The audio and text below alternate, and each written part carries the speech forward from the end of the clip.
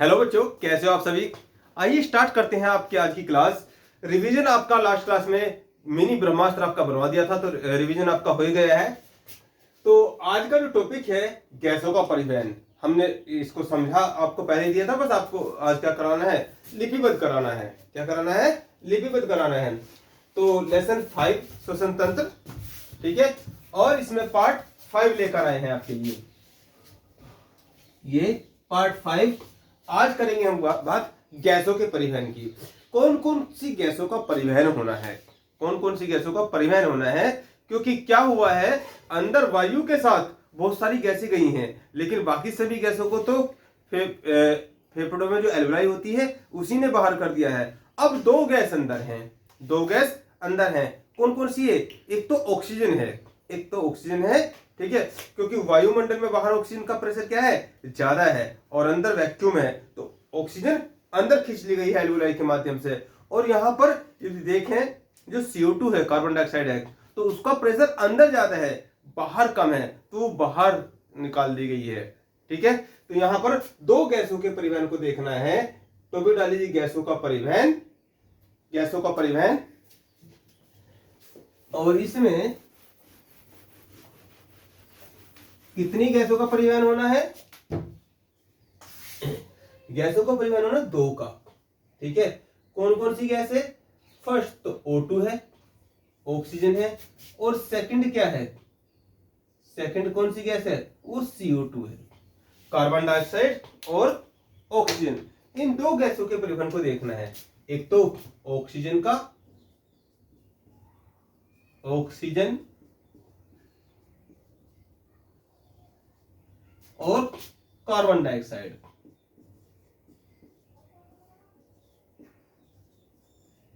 Oxide बड़ा simple है, बड़ा सिंपल है। जब आप घर से जाओगे, आप सपोज करो स्कूल जा रहे हो, ठीक है। तो घर से स्कूल कह में जाते हो, ये आपका क्या है, पहले O2 का परिवहन देखते हैं, पहले O2 का परिवहन देखते हैं। पहले किसका देखते हैं? O2 का परिवहन। पहले हम O2 का परिवहन देखेंगे। O2 किस चीज में बैठ के जाएगा? जो ऑक्सीजन है वो किस चीज में बैठ के जाएगा, ठीक है। जो ऑक्सीजन है भाई, ये क्या है? ये तो आपका होम है, घर है, और ये आपका स्कूल है, ठीक है। ये आपका स्कूल है। तो यहां से घर से स्कूल जा रहे हैं किस में बैठकर? ये गाड़ी में बैठकर जा रहे हैं, यानी कि स्कूल बस। ये क्या है?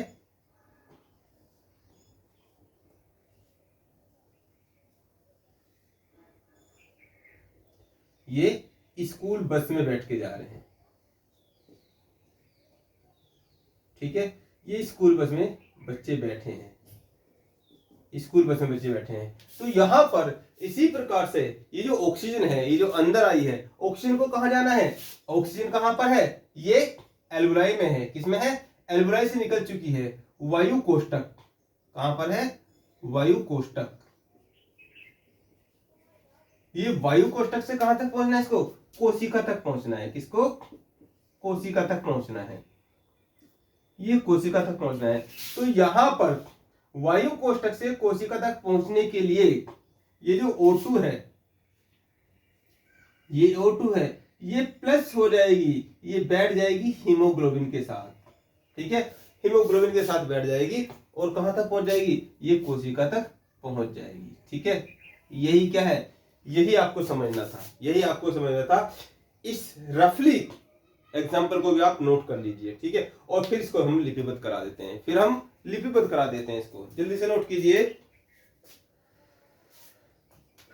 हो गया? ठीक है। अब मैं इसको रख कर देता हूं। अब इसको आपके नोट्स की शक्ल में बना देते हैं, आपको नोट्स की शक्ल में बना देते हैं। लिखेंगे इसमें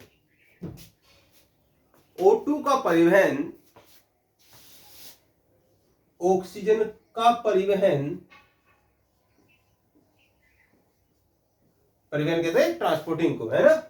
O2 का परिवहन RBC, RBC में पाई जाने वाली, में पाई जाने वाली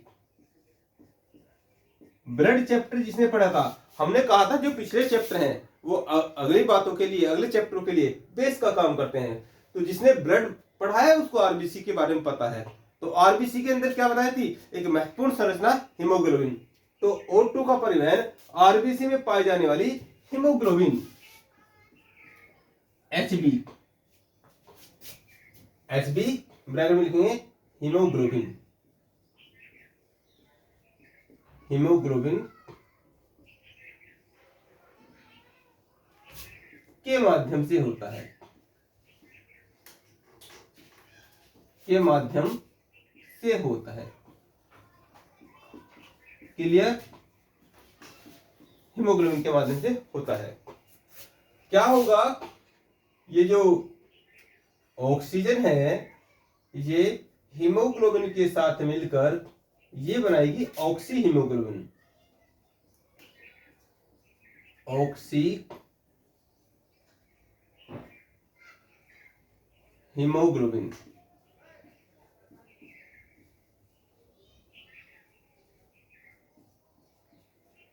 ऑक्सी हीमोग्लोबिन बनाएगी। ठीक है, ये जो होता है हीमोग्लोबिन, इसका रंग क्वेश्चन आया हुआ है हल्का बैंगनी।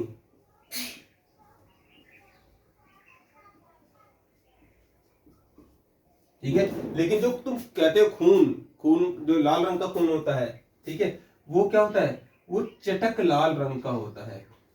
ये चटक लाल रंग, चटक लाल रंग, ठीक है, ये चटक लाल रंग किसका होता है, ये ऑक्सी हीमोग्लोबिन का होता है। यही होता है शुद्ध खून, यही होता है शुद्ध खून, प्योर ब्लड। और ये क्या होता है, अशुद्ध खून। ब्लड चैप्टर में आपने पढ़ा होगा शुद्ध ब्लड और अशुद्ध ब्लड।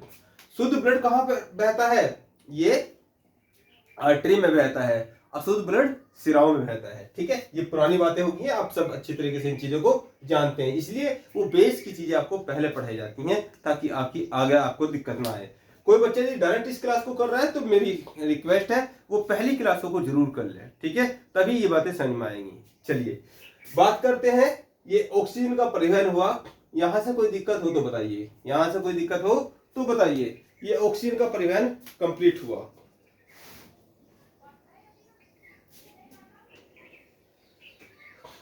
हो गया, जल्दी से कीजिए।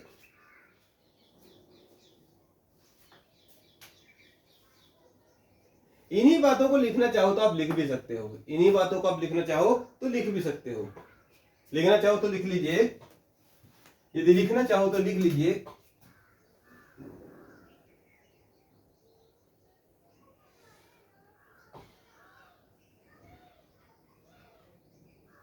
O2 जैसे ही, ऑक्सीजन जैसे ही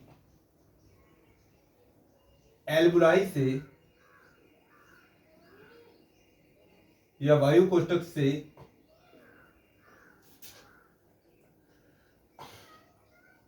ब्लड में पहुंचता है, पहुंचता है तो आरबीसी में पाई जाने वाली हीमोग्लोबिन, हीमोग्लोबिन के माध्यम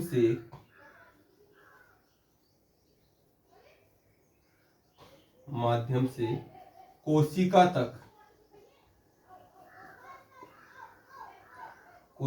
तक ऑक्सी हीमोग्लोबिन के रूप में, ऑक्सी हीमोग्लोबिन के रूप में,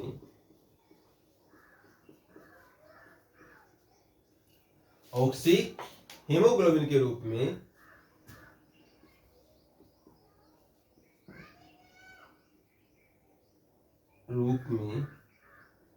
और ये ऑक्सी हीमोग्लोबिन को लिख लेना ब्रैकेट में आप, यहाँ पे मैं एरो लगा के यहाँ पे लिख देता हूं, अस्थायी यौगिक, अस्थायी यौगिक है के रूप में पहुंचता है।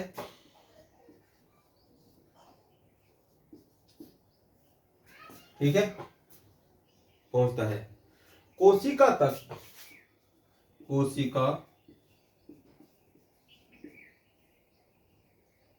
तक पहुंचने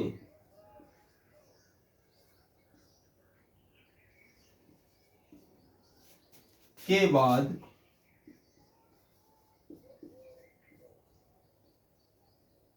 हीमोग्लोबिन यानी कि Hb अलग हो जाता है।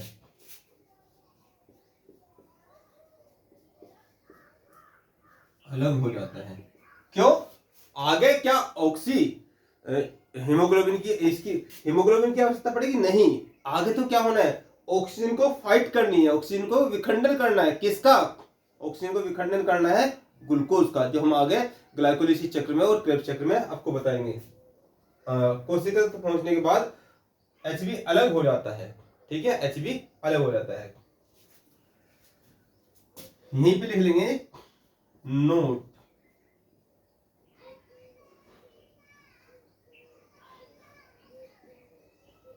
Hb के माध्यम से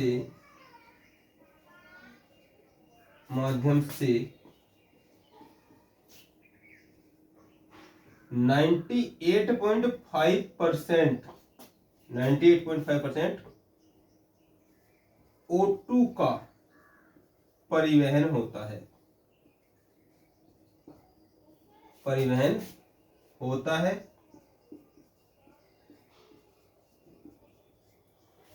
शेष 1.5% प्लाज्मा के द्वारा होता है, प्लाज्मा के द्वारा।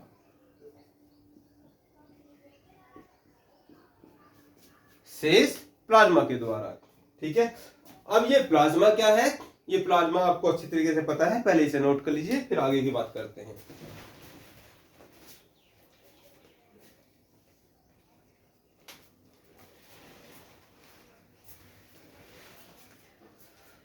हो गया नोट?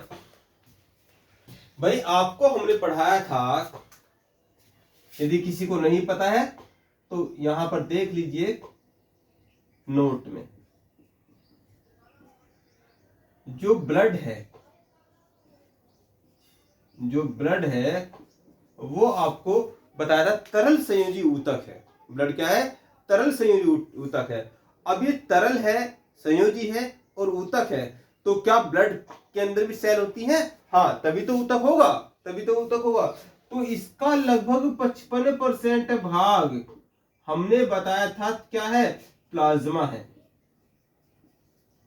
ठीक है, और 45% भाग क्या बताया था? ये बताया था ब्लड सेल का होता है। किसका होता है? ब्लड सेल का। और इसमें जो होती हैं 3 प्रकार की सेल होती हैं। एक होती है आरबीसी, एक होती है डब्ल्यूबीसी और एक होती है प्लेटलेट्स। ये आपको बताया था। ठीक है, तो यहां पर भाई सारे बच्चे स्कूल बस से थोड़ी जाते हैं, कुछ अपनी साइकिल से भी जाते हैं, कुछ अपनी साइकिल से जाते हैं, कुछ अपने पापा की मोटरसाइकिल से जाते हैं, कुछ कार से जाते हैं। तो वो 1.5% यानी कि 1.5% जो जाएगा, 1.5% जो ब्लड मूव करेगा, सॉरी ऑक्सीजन मूव करेगी, 1.5% वो कहां? प्लाज्मा के माध्यम से। और बाकी 90 इसके अंदर ये जो आरबीसी होता है, जो आरबीसी है, तो आरबीसी के अंदर क्या पाया जा रहा है? Hb पाया जा रहा है। क्या पाया जा रहा है? Hb, हीमोग्लोबिन पाया जा रहा है। और ये जो है यहां पर इस हीमोग्लोबिन के माध्यम से 98.5% ऑक्सीजन क्या है? कोशिका तक पहुंचती है। ठीक है, तो ये रहा हमारा किसका? ये रहा हमारा इसका ऑक्सीजन का परिवहन, ऑक्सीजन जो कहाँ तक पहुंचती है, कोशिका तक पहुंचती है। कोशिका में जाने के बाद क्या करेगी, उसकी चर्चा हम आगे करने वाले हैं, ठीक है। वो ग्लूकोज का विखंडन करेगी। ये सारी बात क्लियर हुई हो तो आगे हम चलते हैं, फिर आगे की तरफ चलते हैं, ठीक है। नोट हो गया आपका, स्क्रीनशॉट भी ले सकते हैं आप, ठीक है। अब इसको रफ कर देते हैं।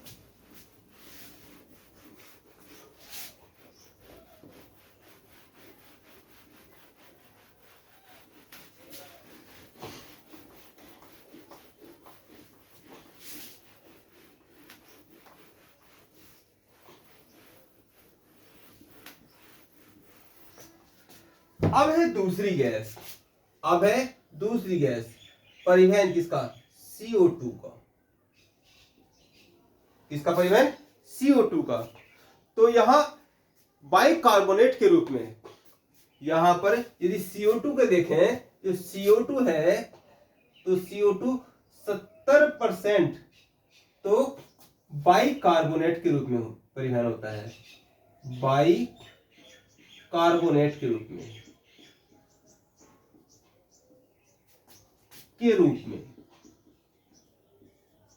ठीक है, बाइकार्बोनेट के रूप में। और बाइकार्बोनेट में भी इसमें दो प्रकार से होता है, बाइकार्बोनेट में भी दो प्रकार से होता है। इसमें एक होता है पोटेशियम बाइकार्बोनेट और एक सोडियम बाइकार्बोनेट। एक पोटेशियम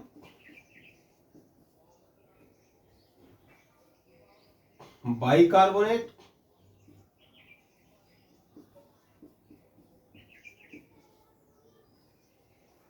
एक सोडियम बाइकार्बोनेट।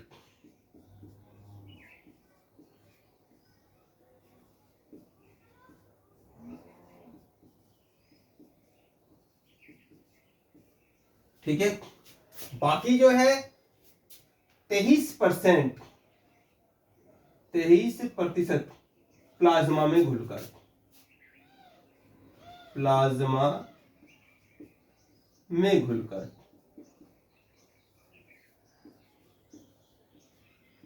23% प्लाज्मा में घुलकर होता है, 23% प्लाज्मा में घुलकर।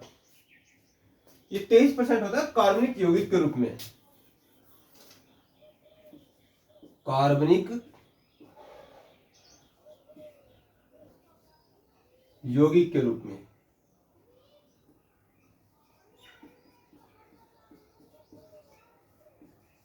रूप में। और 7% जो बचा वो 7% होता है ये प्लाज्मा में घुलकर,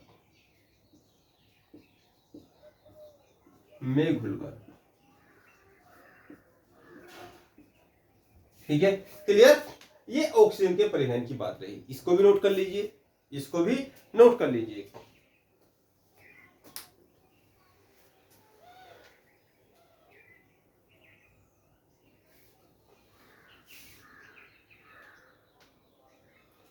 कार्बनिक यौगिक भी कह देते हैं, कार्बोनिक यौगिक भी कह देते हैं, इसको कार्बोनिक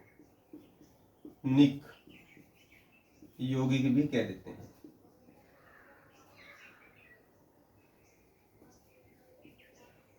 ठीक है, मैं हट जाता हूं, आप इसको नोट कर लीजिए, फिर हम बात करते हैं नेक्स्ट टॉपिक की।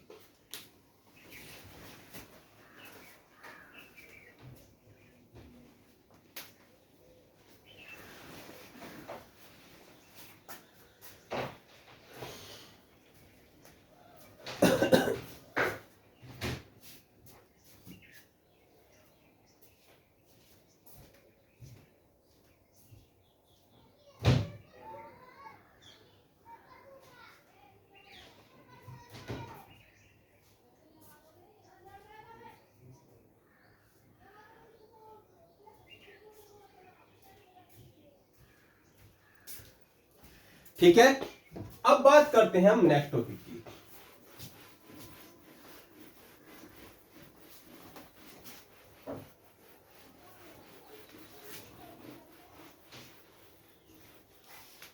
ठीक है, जो नेक्स्ट टॉपिक है वो है अंतः शोषण। अब तक जो हम पढ़ रहे थे वो बाह्य शोषण पढ़ रहे थे, अब है क्या है, अंतः शोषण। तो अंतः शोषण क्या है, पहले टॉपिक डाल लीजिए आप, उसके बाद हम इसको समझा देते हैं। अंतः शोषण, वैसे इसकी चर्चा पहले भी हो चुकी है।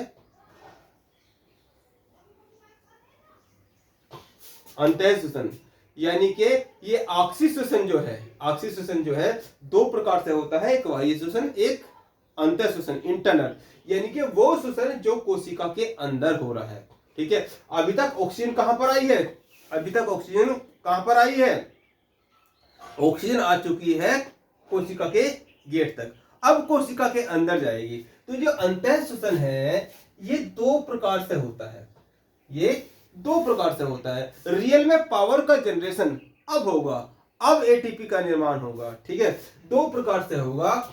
पहला जो पॉइंट है, पहला पॉइंट है यहां पर, जो पहला पॉइंट है वो है ग्लाइकोलिसिस चक्र, ग्लाइकोलिसिस।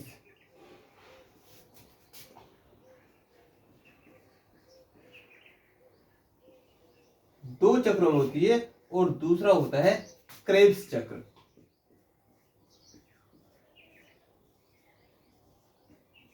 दो राउंड में ये होता है। तो पहले को समझते हैं ग्लाइकोलिसिस चक्र को।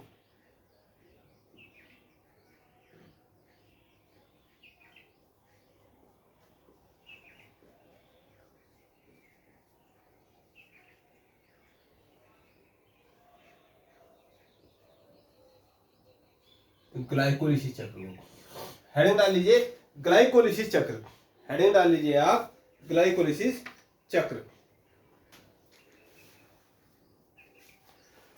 अभी जो ग्लाइकोलिसिस चक्र है, इस तीन वैज्ञानिक ने इसको बताया था। तो वो वैज्ञानिक कौन थे, तो वो वैज्ञानिक थे एम्बेडन, एम्बेडन, पार्सन, ठीक है, और मेयरहाफ। तो इसलिए इस ग्लाइकोलिसिस चक्र को इसे ईएमपी पाथवे भी कहते हैं, इसे ईएमपी पाथवे, पाथवे यानी कि ये रास्ता किसने दिखाया था, ईएमपी ने दिखाया, पाथवे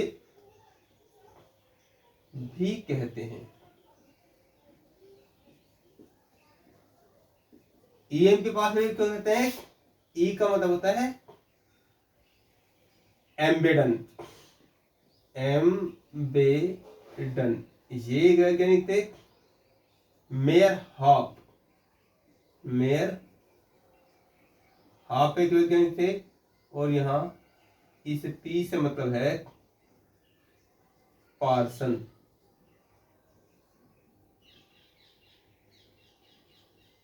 एक वैज्ञानिक थे, ठीक है, इसलिए इसे ईएमपी पाथवे भी कहते हैं। इसमें क्या होता है, जब ग्लूकोज माइटोकॉन्ड्रिया के अंदर आ जाता है और ये ऑक्सीजन अंदर आ गया है, तो ये ऑक्सीजन अंदर आकर क्या करेगा, हमने आपको बताया था पहले चैप्टर में, जो आपका फर्स्ट चैप्टर था, हमने आपको बताया था ये क्या है, ये कोशिका है, और बीच में क्या है, ये न्यूक्लियस है, केंद्रक है, और यहां पर क्या है, यहां पर ये धसी हुई उंगलियों की जैसी संरचना की, ये क्या है, माइटोकॉन्ड्रिया है, ये क्या है, माइटोकॉन्ड्रिया है। तो इस माइटोकॉन्ड्रिया में यहां पर ये क्या है, ये क्रिस्टी है, ये धसी हुई उंगली जैसी, ये क्या है, ये क्रिस्टी है। इसको क्या बोल रहे हैं, क्रिस्टी, क्रिस्टी बोल रहे हैं। और यहां पर ये जो रेड कलर का है, ये रेड कलर का क्या है, ये F1 कण है, ये क्या है, ये F1 कण है, ये क्या है, F1 कण है, ठीक है। और इसी के अंदर, इसी पर क्या आएगा, इसी को हम कर देते हैं बड़ा, इसी को हम बड़ा कर देते हैं, निकाल कर यहां बड़ा कर देते हैं, इसको निकालकर बड़ा कर देते हैं। तो यहां पर जो प्रोसेस होकर क्या है, C6H12O6, जिसे ग्लूकोज कहते हैं, ग्लूकोज ग्लूकोज कहते हैं। जब आपने भोजन किया तो भोजन करने के दौरान वहां से डाइजेशन होकर, पाचन होकर, जटिल फॉर्म से सरल फॉर्म बनकर ये कोशिका तक क्या ग्लूकोज आया। ठीक है, ग्लूकोज आया। इसी प्रकार से अभी अभी आपने देखा कि ये क्या है, ये यहां खड़ा है, कौन, O2। O2 को छोड़कर चला गया कौन, हीमोग्लोबिन। O2 को छोड़कर चला गया हीमोग्लोबिन। ये अंदर आकर क्या काम करेगा, इसको, ये अंदर आकर इसको क्या करेगा, ये अंदर आकर ये O2 जो अंदर आया है, ये ऑक्सीजन जो अंदर आया है, ये इसको क्या करेगा, विखंडित कर देगा, इसको प्रोसेस करना स्टार्ट कर देगा। जब इसमें मिक्स होगा ये इसको विखंडित कर देगा, इसको तोड़ देगा। ठीक है, और तोड़ने के पश्चात यहीं से क्या निकलेगा, यहीं से निकलेगा, ये अलग मार्कर ले लेता हूं, यहीं से निकलेगा ATP, एडिनो ट्राइफॉस्फेट। यही वो ऊर्जा है जो रिलीज होती है। इनके विखंडन के दौरान जो ऊर्जा रिलीज हो रही है, वो कौन सी हो रही है, वो ये क्या है, ये एक प्रकार की ऊर्जा है, ये एक प्रकार की ऊर्जा है जिसे क्या बोलते हैं, ATP। क्या बोलते हैं, ATP। फुल फॉर्म इसका है एडिनो ट्राइफॉस्फेट,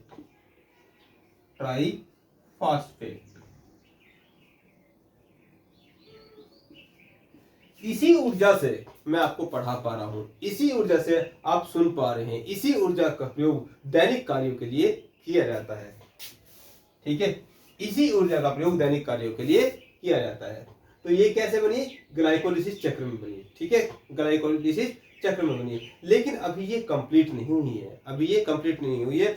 ये कंप्लीट जो ऊर्जा बननी है, जो पूरा एक अणु जो ग्लूकोज का विखंडन होना है, उससे 38 एटीपी का निर्माण होता है। कितना, 38 एटीपी का निर्माण होता है। और ये दो चक्रों में होगा, एक ग्लाइकोलिसिस चक्र और एक क्रेब्स चक्र। तो यहां पर अभी जो प्रोसेस हुआ है, केवल हमने ग्लाइकोलिसिस चक्र को समझा है। ठीक है, तो ग्लाइकोलिसिस चक्र में जब यहाँ पे ऑक्सीजन ग्लूकोज का विखंडन करती है, तो अभी काम चौथाई हुआ है, यानी कि 25% काम हुआ है, अभी बहुत सारा काम होना बाकी है। तो इस चित्र को बना लो, फिर हम इसको लेबल कर लेते हैं, फिर आगे की तरफ मूव करते हैं। जल्दी से बना लो।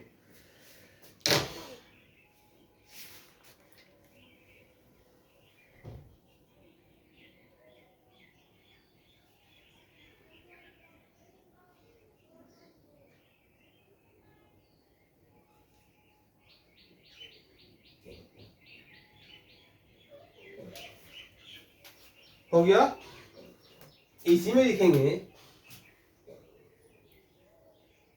इस प्रक्रिया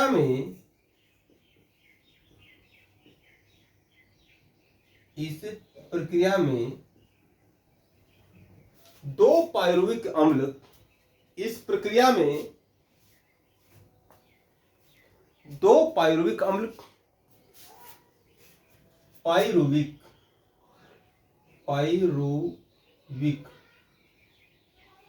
इस प्रक्रिया में दो पायरुविक अम्ल और 4 एटीपी, कितना, ये एटीपी कितने बन रहे, 4 एटीपी का निर्माण होता है।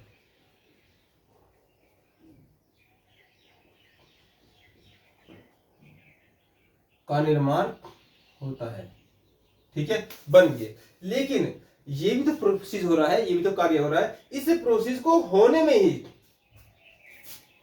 पर यहां नोट करके लिख लेंगे, नोट करके, 2 एटीपी प्रक्रिया समापन में खर्च हो जाते हैं।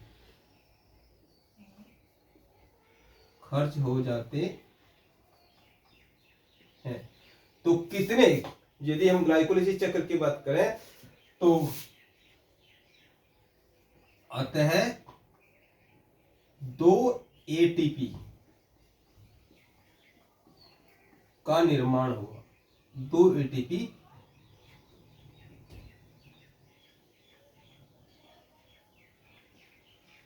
शेष बचे। ठीक है, इतनी बात को नोट कर लीजिए, फिर हम आगे की तरफ चलते हैं। 2 ATP शेष बचते हैं, क्रेब्स चक्र को खत्म कर देते हैं फिर।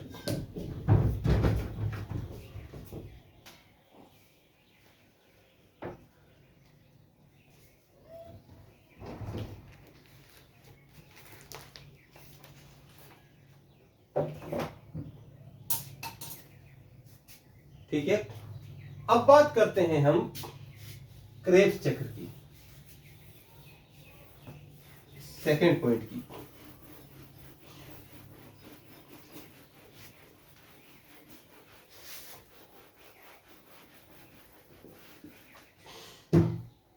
क्रेब्स चक्र, सेकंड टॉपिक डाल लीजिए, क्रेब्स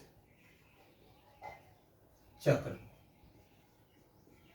क्रेब्स चक्र क्या है भाई? यहां पर कितने एटीपी आपके पास हैं?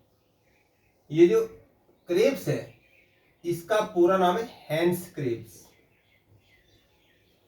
Hence Krebs. तो हैंस क्रेब्स नामक वैज्ञानिक ने इस क्रेब्स चक्र के बारे में बताया था, और इन्होंने, हैंस क्रेब्स ने 1937 में इस चक्र के विषय में बताया, और 1953 में नोबेल पुरस्कार मिला। नोबेल पुरस्कार मिला। इसी बात के लिए इन्हें नोबेल पुरस्कार मिला। नोट कर लीजिए, नोबेल पुरस्कार मिला। ठीक है, अब इसमें इन्होंने क्या बताया कि इसमें इन्होंने बताया कि ग्लाइकोलिसिस चक्र में, ग्लाइकोलिसिस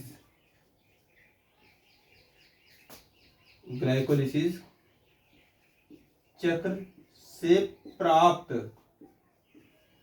2 एटीपी क्रेब्स चक्र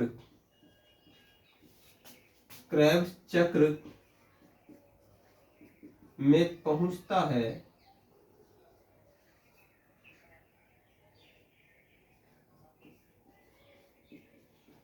है, एक एटीपी, लिखेंगे ये एक पायरुविक अम्ल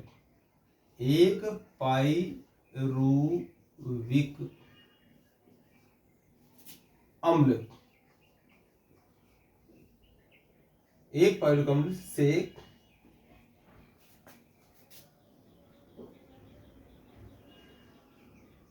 18 एटीपी का निर्माण होता है।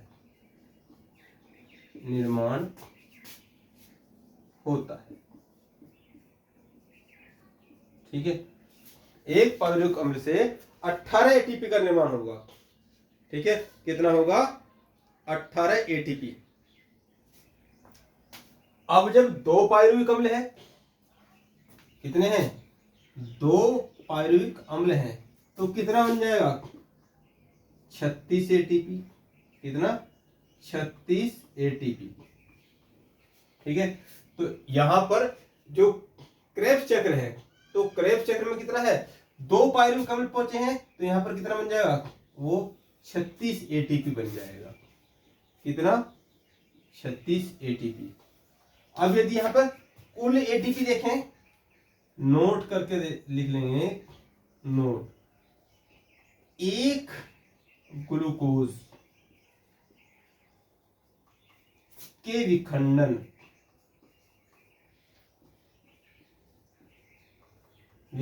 से 2 एटीपी कहां बने? ग्लाइकोलिसिस चक्र में। ग्लाइकोलिसिस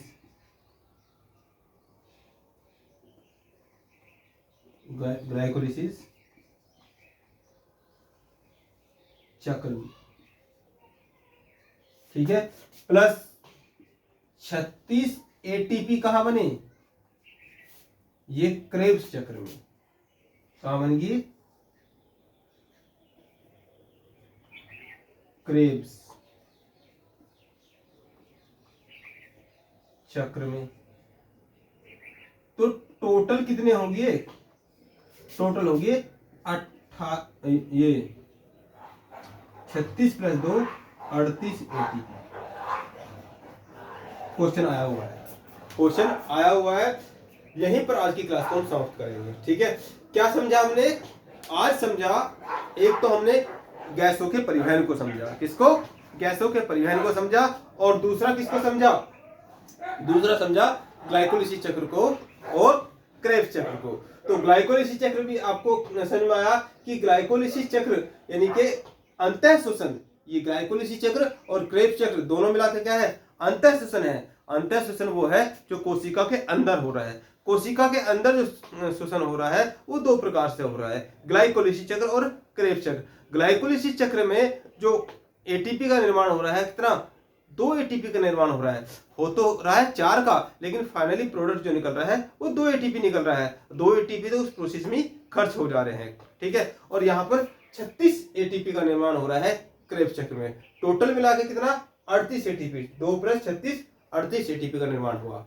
तो पहले चैप्टर से लेकर और आज के चैप्टर तक, पहले चैप्टर से लेकर और आज के चैप्टर तक अब जाके वो प्रोसेस पूरा समझ में आया है।